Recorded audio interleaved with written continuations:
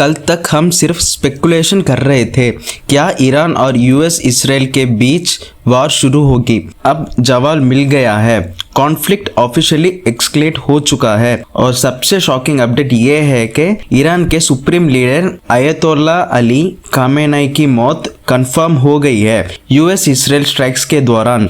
अब रीजन में retaliation, protest, leadership vacuum और जियोपॉलिटिकल चाओस चल रहा है। आज हम इस पूरे सिचुएशन को स्टेप बाय स्टेप समझेंगे। History, reaction, retaliation, internal unrest, leadership crisis और ग्लोबल इम्पैक्ट। नमस्कार दोस्तों, आप देख रहे हो India talks daily.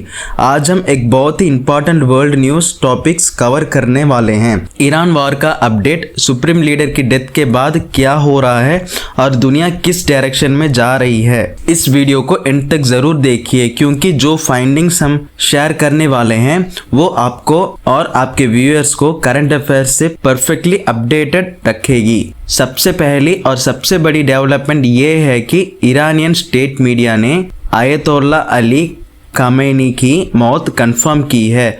Joint US Israeli missile और एयर स्ट्राइक के बाद खामेनेई ने 1989 से 36 सालों तक ईरान को लीड किया और उनका नाम मिडिल ईस्ट पॉलिटिक्स में एक बहुत बड़ा फैक्टर था। इसे लेकर 40 दिन का मॉर्निंग पीरियड अनाउंस हो चुका है ईरान में और ऑफिशियल स्टेटमेंट्स ने इस अटैक को ग्रेट क्राइम बताया है। उनकी मैडम और फैमिली के कुछ मेंबर्स भी मर गए हैं स्ट्राइक्स में। खामेनेई की डेथ के बाद ईरान के अलग अलग शहरों में भीड़ सड़कों पर निकल आई। कई जगह लोग मौन कर रहे हैं और फिर कई जगह प्रोटेस्ट भी देखे गए। इसका मतलब है कि सोसाइटी में मिक्स्ड रिएक्शन आ रहे हैं। एक तरफ मॉर्निंग, दूसरी तरफ पॉलिटिकल अनरेस्ट। ईरान ने सिर्फ मॉर्निंग नहीं की, उसके बाद रिटेलिएशन स्ट्राइक्स भी बढ़ाए हैं। मिसाइल्स और ड्रोन्स अटैक्स टेल अवीव और मल्टीपल गल्फ स्टेट्स तक रिपोर्ट हुए हैं, जहां यूएस मिलिट्री एसेट्स भी एक्सपोज्ड हैं। रीजनल कैपिटल्स में एक्सप्लोशंस और सायरन्स चल रहे हैं और सिचुएशन कंटिन्यू एक्सक्लेट होती जा रही है। खामेनेई की डेथ के बाद ईरान में लीडरशिप वैक्यूम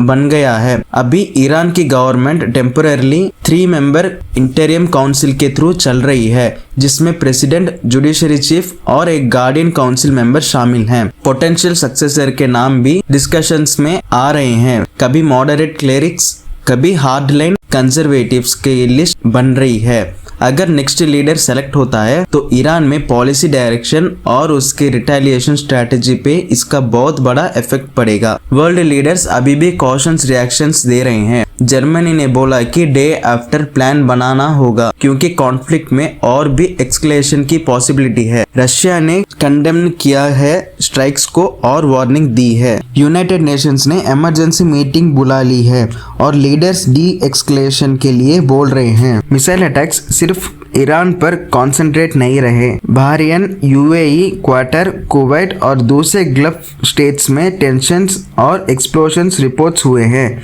जिससे रीजनल इंस्टेबिलिटी और बढ़ रही है। एयर स्पेस क्लोजर्स और एयरलाइन डिस्ट्रप्शंस के चलते फ्लाइट्स डिले हो रहे हैं। ग्लोबल एविएशन को भी नुकसान हो रहा है। इस कॉन्फ्लिक्ट का फर्क इंडिया और एशियन इकोनॉमी पर भी पड़ रहा है। क्रूड प्राइसेस और ऑयल मार्केट्स अनस्टेबल हो गए, जो डायरेक्टली फ्यूल प्राइसेस को अफेक्ट करता है। मिडिल ईस्ट में सिग्निफिकेंट इंडियन डिस्पेरा है।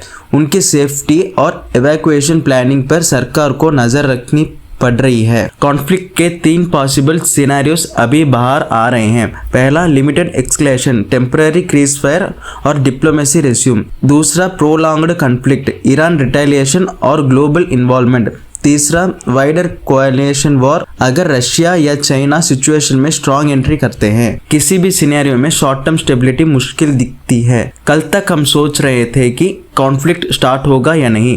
आज ये कॉन्फ्लिक्ट फुल स्केल एक्सक्लेट हो चुका है।